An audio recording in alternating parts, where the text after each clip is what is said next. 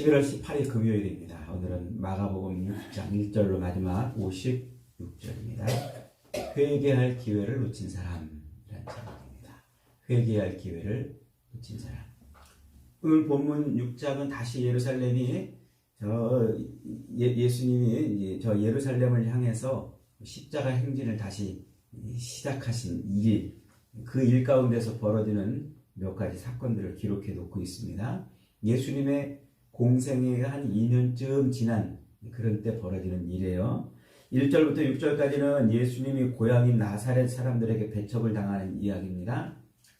고향을 떠난 지 한 2년쯤 지나서 다시 고향으로 돌아왔는데, 동네 사람들이 그 유명해진 예수님을 플랜카드를 걸어놓고 환영을 하는 게 아니라 예수님을 배척을 하는 거예요. 누가복음에 보면은 예수님을 그 언덕 위에 끌고 올라가서 언덕에서 절벽 밑으로 밀어서 떨어뜨려 죽이려고까지 했다, 이렇게 기록하고 있어요. 그 두 사건이, 누가복음의 사건과 오늘 본문의 사건이 만약에 다른 사건이라면 고향에서 두 번씩이나 그렇게 배척을 당한 것이죠. 그러자 예수님께서는 그들이 자기를 믿지 않음을 인해서 이상히 여기고 그를 떠나갔다, 이렇게 본문을 기록하고 있어요. 그리고 이어서 7절부터 31절은 제자들을 파송하십니다. 둘씩 12명의 제자들을 파송하여 전도하도록 하신 내용입니다. 7절에 보니까 12제자를 부르사 둘씩 보내시며 더러운 귀신을 제어하는 권능을 주시고, 이 누가복음에는 70명을 파송한 거로 되어 있는데 여기서는 12명을 파송한 거로 나오죠. 그러니까 아마 그 사건이 다른 사건일 수도 있어요. 12명을 이렇게 불러서 둘씩 짝을 지어서 파송하면서 더러운 귀신을 제어하는 권능을 주셨다 그랬어요. 요 권능이라고 번역한 요 단어는 권능이라기보다는 권세가 더 적합한 표현입니다. 권세. 그러니까 예수님께서 제자들에게 그들에게 귀신을 제어할 무슨 능력을 주신 게 아니에요. 그들에게 권세를 주셨단 말이야. 무슨 능력을 줘가지고 그들에게 능력이 슉 입혀가지고 무슨 슈퍼맨이 돼가지고 막 귀신을 쫓아내고 이랬다는 게 아니고, 그 귀신을 제어할 권세를 가지고 계신 그 권세를 예수님이 제자들에게 권세를 주셨다는 거예요. 예를 들면 이런 거예요. 우리가 이제 길 가다가 교통경찰이 신호를 위반한 트럭을 향해서 손가락을 탁 찍어가지고 쫙 하면은 트럭이, 그 육중한 트럭이 쫙 와가지고 그 손가락에 지시하는 대로 딱 멈추잖아요. 교통경찰이 무슨 힘이 있어서 그 트럭을 힘으로 쫙 이렇게 갖다 끌어다 놓은 겁니까? 그게 아니고 국가가 교통경찰에게 부여한 그 권세, 그 권세로 지시해서 거기에 세우는 거예요. 뭐 트럭을 무슨 초능력을 발휘해가지고 쫙 끌어다가 딱 세운 게 아니고 국가가 부여한 그 권세, 그걸로 세우는 거죠. 또 이런 예를 들 수 있겠죠. 우리 어머니 아버지가 다 돌아가셨지만은, 어머니 아버지가 돌아가시기 전에 보니까 아주 그냥 뭐 체구도 작으시고 우리 아버지도 그냥 아주 야위셔가지고 몸이 부실하셔요. 힘은 제가 훨씬 더 센데 아버지가 저한테 야 하고 불러가지고 이래라 그러면 저는 꼼짝없이 아버지 말에 순종해요. 제가 번쩍 들어가지고 아버지를 일리 옮기고 절리 옮기고 이래도 그럴 만큼 힘은 제가 더 세지만 아버지의 권세가 있기 때문에 그 아버지의 말에 순종하는 거예요. 이게 지금 예수님께서 제자들에게 부여하신 권세예요. 간혹 이 단어를 무슨 권능처럼 해가지고 무슨 슈퍼맨이 된 것처럼 해가지고 막 자기가 뭐 이 병을 고치네, 뭐를 하네, 귀신을 쫓아내네 이러고 막 설치는 그런 사람들이 덜어 있는데 잘못된 거예요. 주님이 주시는 권세란 말이에요. 권세. 그래서 우리는 그런 이 복음 사역을 하면서 그 권세를 힘입어서 복음 사역을 하는 겁니다. 자, 그래 그 권세로 제자들이 복음을 전하면서 귀신을 쫓아내며 병자들을 치료하며 복음을 전했다는 것입니다. 그 다음에 30절부터 44절은 오병이어의 사건. 이 오병이어의 사건은 마태, 마가, 누가, 요한복음까지 다 기록이 되어 있어요. 그리고 이제 45절부터 56절 마지막은 무리를 걸어오신 예수님의 이야기와 또 여러 곳에서 치유하시는 치유 사건을 소개하고 있습니다. 그런데 우리가 오늘 본문에서 눈여겨봐야 될 부분이 있어요. 그게 어디냐면 마치 마가가 샌드위치처럼 12명의 제자를 불러서 둘씩 파송했다. 그리고 그 제자들이 돌아와 가지고 자기들이 돌아다니면서 복음을 전했던 이야기를 예수님한테 전하는 그 이야기 사이에 무슨 얘기가 삽입되어 있습니까? 헤롯 이야기가 삽입되어 있어요. 헤롯이 세례 요한을 죽였다는 이야기가 중간에 샌드위치처럼 그렇게 끼어져 있습니다. 이 12명의 제자를 파송해가지고 그들이 그 권세를, 예수님의 권세를 가지고 복음을 막 전하는 이런 이야기를 쭉 이어져 가야 되는데 그 이야기는 대강 마무리 해놓고 그리고 중간에 헤롯 이야기를 삽입을 해놨다는 거죠. 이게 무슨 이유일까요? 이게 바로 마가가 지금 이 이야기를 통해서 하고 싶은 얘기가 있다는 거예요. 그 얘기가 뭘까요? 본문의 내용을 간략히 살펴보니까 파송받은 제자들이 회개하라 이렇게 외치면서 예수님의 이름으로 귀신을 쫓아내고 병자들을 고치고 막 그러자 누구의 이름이 떴어요? 예수님의 이름이 떴어요. 예수님의 이름이 유명해진 것이죠.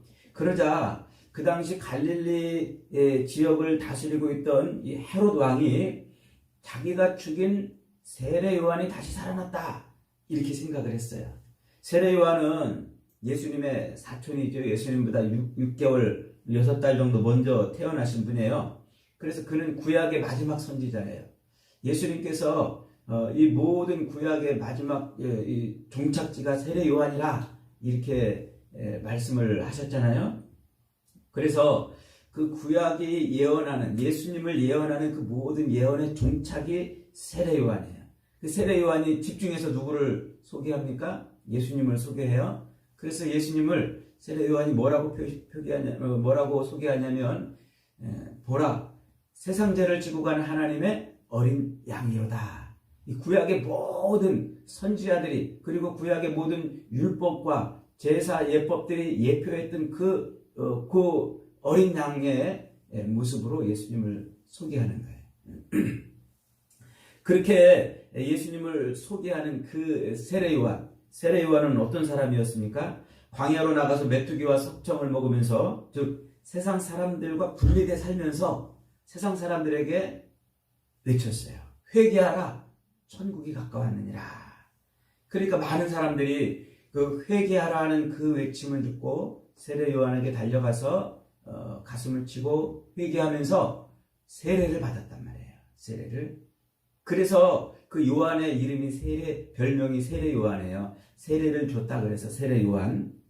그 세례 요한이 활동하고 있을 그 당시 저 북쪽 갈릴리와 요단강 동편의 베레아 지역은 헤롯 안티파스, 오늘 본문에 헤롯이 통치를 하고 있던 왕입니다.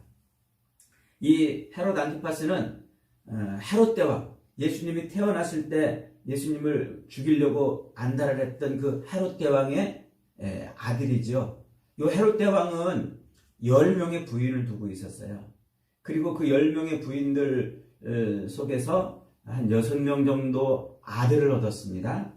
아들을 얻었는데 그 헤롯 대왕이 죽으면서 그 10명의 부인들 중에 이 말다케라는 이 부인에게서 낳은 그 2명의 아들, 같은 대죠. 그 2명의 아들, 그 2명의 아들에게 유대 지역을 다스리는 나라를 물려주고 또 저 갈릴리와 베레아 지역을 또 물려줘요. 그게 이제 헤롯 아켈라오와 헤롯 안티파스인 거예요.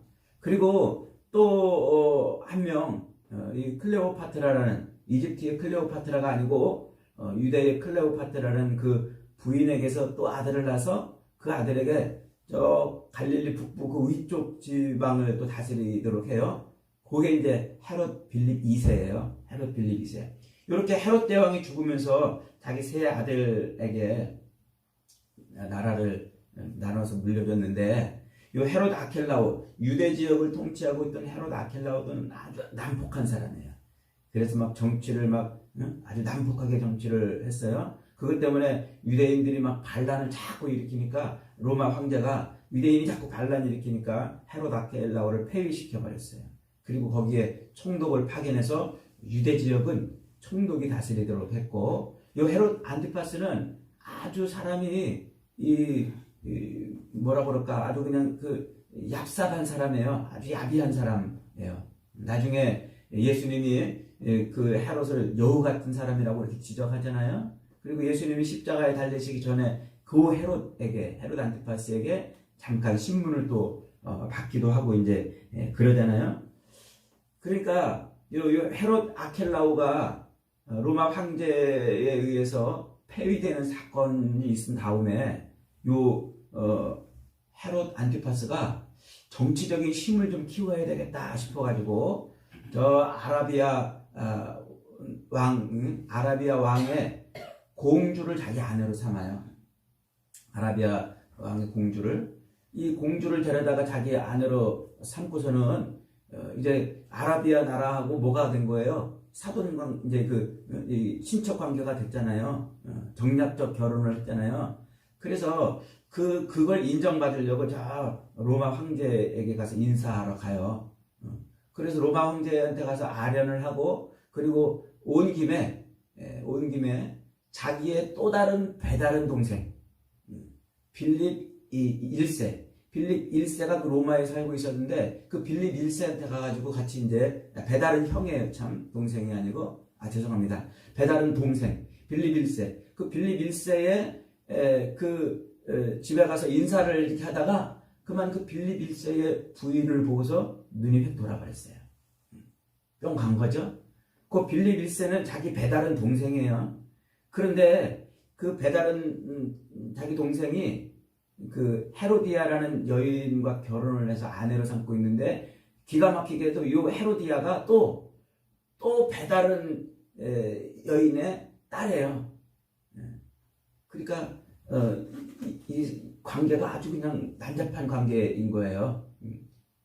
그러니까 이 헤롯의 입장에서 볼 때, 그리고 이 빌립의 입장에서 볼 때, 요 헤로디아는 배다른 부인의 딸이 아니고 조카예요, 조카. 조카를 데려다가 부인을 삼은 거예요. 그런데 지금 헤롯이 그 집에 가가지고 그 자기 조카이자 자기 제수 씨를 보고서 또 눈이 휙 돌아가가지고 그 제수 씨를 자기 아내로 삼아버리는 거예요. 그러니까 헤로디아도 이 로마에서 별 볼 일 없는 논팽이의 아내로 사는 것보다는 저 갈릴리 가가지고 왕비가 되는 게 낫잖아요. 그래서 그 헤롯과 눈이 맞아가지고 갈릴리로 옵니다. 갈릴리로 와가지고는 지금 여기 갈릴리에 오니까 누가 있어요? 자기의 그 아레타 공주, 아라비아의 공주가 부인으로 있잖아요. 그러니까 이 헤로디아가 질투를 해가지고 이 아레타 공주를 쫓아내버리게 해요. 그래서 헤롯이 이 공주를, 자기 원래 부인을 못생겼다는 이유로 이 아라비아로 쫓아버려요. 나중에 이제 그 아라비아 왕이 헤롯을 공격해가지고 전쟁이 일어나죠. 그 책임을 물어가지고 헤롯이 유배를 당해요. 유배를 당해서 유배당하는 곳에서 이제 죽게 되는 일이 벌어지는데, 어쨌든 요 지금 헤롯이 자기 배다른 동생의 부인, 조카이자 그 배다른 동생의 부인을 데려다가 자기 아내를 삼고 자기 아내를 쫓아내버리고, 이런 지저분한 일을 지금 행한 것을 세례 요한이 지적을 했어요. 그걸 보고서 세례 요한이 헤롯에게 대해서 정신 차리라고 잘못을 지적을 했죠. 그러니까 그 세례 요한이 돌아다니면서 헤롯이 그런 나쁜 짓을 했다, 그런 진짜 더러운 짓을 했다고 그렇게 막 외치고 다니니까 누가 기분이 나빠요? 헤로디아가 기분이 나쁜 거예요. 이 여인이 기분이 나빠가지고 그 여인이 저 세례 요한을 죽이라고 헤롯에게 들들들들 볶아요. 그러니까 헤롯이 여자한테 계속 들들들 볶이다가 할 수 없이 어떻게 해요? 세례 요한을 감옥에다가 가둬버려요. 그런데 이 헤로디아는 세례 요한을 죽이고 싶어 했는데, 헤롯은 그가 선지자인 것을 알았어요. 그래서 그를 차마 죽이지 못하고 그냥 가둬둬요. 그가 지적하는 그게 옳고 그 자기 마음이 그의 말을 인해서 막 양심이 막 찔리지만은 그러나 죽이지 못하고 가둬뒀단 말이에요. 그런데 어느 날 때가 된 거예요. 헤롯의 생일날 온 대신들과 또 로마 군인들을 불러가지고 이 유명 인사들을 초청해서 거대한 잔치를 벌였는데 그때 헤로디아가 빌립하고 낳은 그 딸 살로메, 그 어린 딸이 그 잔치 자리에 와가지고 춤을 춘 거예요. 그러니까 이 꼬맹이가 춤을 추니까 얼마나 귀여웠겠어요. 술이 거나하게 취한 이 헤롯이 그 귀여운 자기 딸이 된 그 살로메에게 야, 내가 너한테 선물 하나 주고 싶은데 뭘 주면 좋을까? 말해봐. 내가 나라의 절반이라도 너한테 줄게. 이 술김에 그냥 막 허풍을 떨었겠죠. 그렇게 해서 막 뭐라도 주려고 하니까 요 살로메가 쪼르르 자기 엄마 헤로디아에게 가지고 왕께서 나에게 무슨 선물을 준다는데 뭘 구하면 좋을까? 그렇게 물어봐요.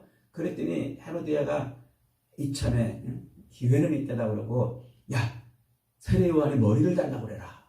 그 어린 것에게 세례 요한의 머리를 달라고 하라고 시키는 거예요. 그러니까 이 뭣도 모르고 살로메가 쪼르르 왕한테 가가지고 세례 요한의 머리를 주십시오. 이러니까 왕이 크게 번민을 해요. 어쩔까 저쩔까. 근데 자기가 이미 얘기를 사람들 앞에서 막 큰 소리를 뻥뻥 쳐놨잖아요. 그러니까 할 수 없이 자기의 위신이나 이런 것들을 또 생각지 않을 수가 없으니까 시위병을 시켜가지고 감옥에 있는 세례 요한의 머리를 소반에 담아서 갖고 오게 하는 것이죠. 이런 일이 이제 벌어졌어요. 그러니까 온 백성들이 세례 요한을 선지자로 알고 있는데 그 선지자를 죽여버린 거예요. 헤롯은 그 일로 인해서 계속 악몽에 시달려요. 늘 꿈자리가 뒤숭숭하고 공포에 사로잡히는 거예요. 그런데 그렇게 세례 요한을 죽인 일로 인해서 늘 공포와 두려움에 사로잡히고 악몽을 꾸고 있는 그때 누가 나타난 거예요? 예수님이 나타나신 거예요. 예수님이 나타나셔서 회개하라! 천국이 가까웠느니라. 세례 요한이 외친 소리랑 똑같이 외치는 거예요. 그리고 세례 요한처럼 막 이적과 기적을 베풀고 사람들이 예수님에게 나와서 막 세례를 받고 이런 일들이 막 벌어지는 거예요. 그러니까 헤롯이 눈이 뒤집혀졌어요. 내가 죽인 세례 요한이 살아났나 보다. 내가 죽인 세례 요한이 살아났나 보다. 그리고 그때 때마침 예수님의 제자들이 짝을 지어 돌아다니면서 뭐라고 그랬다고요? 회개하라 그랬어요. 12절에 보니까 제자들이 나가서 회개하라 전파하고 많은 귀신을 쫓아내며 많은 병자에게 기름을 발라 고치더라. 그러니까 이 회개하라는 소리에 헤롯이 깜짝 놀란 거예요. 회개하라는 소리에. 자기가 목베어 죽인 세례 요한이 다시 살아났다라고 기겁을 한 거죠. 이것이 지금 오늘 본문에 기록된 내용이에요.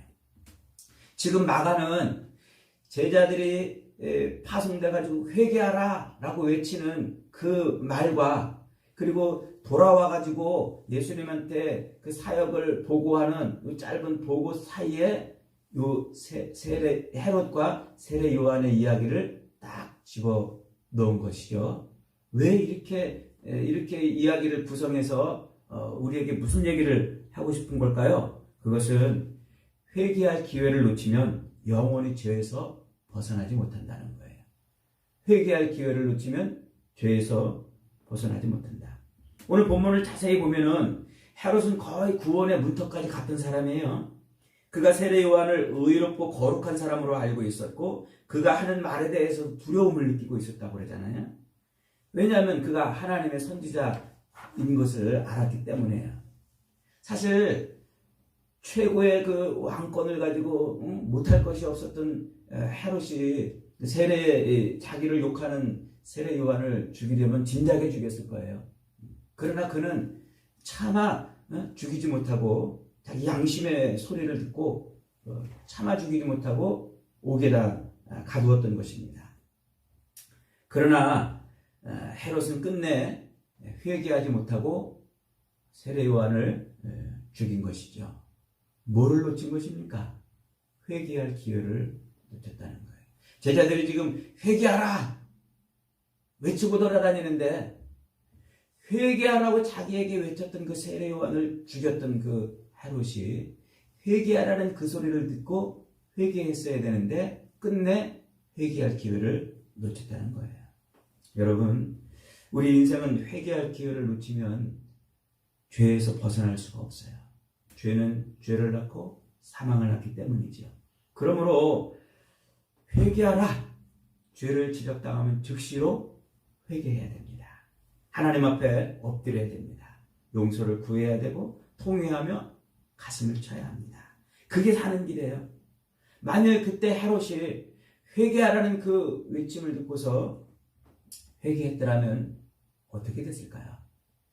헤로디아가 당장 요한을 죽이자고 난리를 필 때 꾹 참고 그냥 옥에다 가다 두고 그냥 하나님 앞에 그 마음 그대로 엎드렸다라면 어떻게 됐을까요?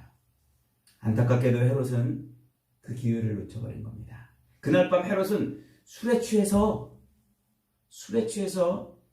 그 기회를 놓쳤지만 사실은 술에 취한 것이 아니라 자기 욕망과 자기 정욕과 죄에 취해 있었던 것이죠. 여러분, 우리가 세상 욕망과 정욕에 취해 있을 때, 그리고 죄에 취해 있을 때 회개하라는 외침이 들리면 즉시로 엎드려야 돼요. 회개하라는 하나님의 말씀이 천둥처럼 내 가슴을 두드릴 때 우리는 즉시로 가슴을 쳐야 합니다. 회개가 무엇입니까? 회개는 지금 내가 죄에 취해 있구나, 내가 지금 죄에 취해 있구나 라고 깨닫고 뉘우치는 겁니다. 그래서 내 이성, 내 마비된 이성과 내 양심을 깨워달라고, 고치고 새롭게 해달라고 하나님 앞에 엎드리는 겁니다. 날마다 시마다 때마다 일마다 죄로 마비된 양심과 가슴을 치고 통회하는 것, 그것이 회개예요. 죄에 마비된, 그래서 하나님이 원하시는 길이 아닌 엉뚱한 길을 걷고 있는 내 육체를 고쳐서 그 길을 돌이켜 하나님께로 갈 수 있게 해달라고 엎드리는 것, 그것이 회개예요. 그래서 이 회개를 우리는 날마다 해야 돼요. 어떤 사람은 또 어떤 교파는 사람이 한번 회개하면 더 이상 회개할 것이 없다고 이렇게 말하는 사람들이 있어요. 우리가 한번 회개하면 회개를 하나님 앞에 회개하고 예수 그리스도의 십자가를 믿고 주님을 나의 구주로 영접하는 순간 우리의 모든 죄는 다 용서가 돼요. 우리의 과거에 지었던 죄도 용서되고 오늘 짓고 있는 죄도 용서되고 내일 지을 죄도 확실히 용서가 됩니다. 그러나 이 땅을 살고 있는 동안 그 그리스도의 보혈로 인한 죄 용서가 우리의 삶에 늘 확신되고 우리의 삶의 기쁨이 되고 우리의 삶의 능력이 되게 하기 위해서는 우리는 또 매일 회개해야 되는 거예요. 하나님은 그 회개를 통해서 우리가 완전히 죄 용서함을 받았음을 자꾸 경험하게 해주시기 때문에 그래요. 그래서 한번 딱 회개하고 더 이상 회개할 것이 없다고 말한다면 이 경험을 할 수가 없어요. 죄 용서함의 기쁨과 경험, 하나님이 우리의 죄를 용서하셔서 끝내는 우리를 하나님 나라로 이끌어 가시는 그 어마어마한 하나님의 은혜를 누릴 방법이 없어요. 그래서 하나님은 자꾸 우리에게 뭐 하라 그러시는 거예요? 자꾸 회개하라고 그러는 거예요.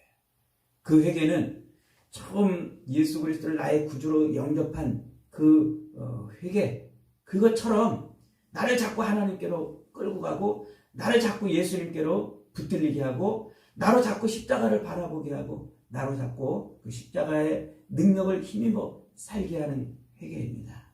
여러분, 그러므로 우리는 기회가 있을 때마다 회개해야 돼요. 시마다 때마다 일마다 순간마다 우리가 죄 가운데 있으면 자꾸 고백하고 회개해야 됩니다. 시편 51편에서 다윗은 이렇게 노래합니다. 하나님이여 주의 인자를 따라 내게 은혜를 베푸시며 주의 많은 긍휼을 따라 내 죄악을 지워주소서. 나의 죄악을 맑게 씻으시며 나의 죄를 깨끗이 제하소서. 하나님이여 내 속에 정한 마음을 창조하시고 내 안에 정직한 영을 새롭게 하소서. 나를 주 앞에서 쫓아내지 마시고 주의 성령을 내게서 거두지 마소서. 시편 51편은 다윗이 밧세바를 범한 이후에 나단 선지자의 지적을 받고 회개하는 회개 내용이에요. 다윗은 그 이전에도 하나님의 사랑을 힘입은, 하나님의 은혜를 힘입고 사랑을 힘입고 하나님이 기뻐하는 자였잖아요. 그런데 이 죄를 인해서 왜 회개합니까? 한번 회개했으면 더 이상 회개할 것이 없다면 회개를 안 해야 되잖아요. 그러나 다윗은 늘 이렇게 회개를 했어요. 자기 죄를 지적받으면 그는 회개를 했단 말이죠. 사악한 죄에 취해서 부하의 아내를 빼앗고 부하를 죽여버린 그 죄에 취해 있던 그 다윗을 나단이 지적하자 그 죄를 인해서 다윗은 즉각 엎드리고 꼬꾸라졌습니다. 하나님 앞에 무릎을 꿇은 것이죠. 눈물로 이불을 적실 만큼 통곡했습니다. 그는 회개의 기회를 잃어버리지 않았습니다. 다윗은 죄에 취해서 마비된 자기 양심을 거창한 예배로 감추려고 하지 않았습니다. 죄에 취해 마비된 자기 이성을 화려한 번제로 숨기려고 하지도 않았습니다. 오히려 마비된 몸과 마음과 양심을 쏟아놓고 그 인생의 절체절명의 위기의 순간에 하나님 앞에 엎드려 은혜를 드렸습니다. 사랑하는 여러분, 죄에 취해 아무것도 보이지 않는 우리 눈을 열어달라고 기도해야 됩니다. 내 속에 정한 마음을 창조해달라고 엎드려야 됩니다. 내 안에 정직한 영을 새롭게 해달라고 부르짖어야 됩니다. 그것이 오늘 이 땅에서 하나님의 구원을 날마다 누리고 죄의 권능이 아니라 하나님의 능력에 사로잡혀 사는 삶을 살 수 있게 해주는 것입니다. 오늘 죄인 하나가 회개하면 하늘에서 회개할 것이 없는 의인 99을 인하여 기뻐하는 것보다 더 기뻐하신다고 하신 그 말씀에 따라서 회개의 기회를 놓치지 말고 날마다 회개함으로 하나님의 긍휼과 은혜를 누리며 사는 저와 여러분이 되시기를 주님의 이름으로 축복합니다. 아멘.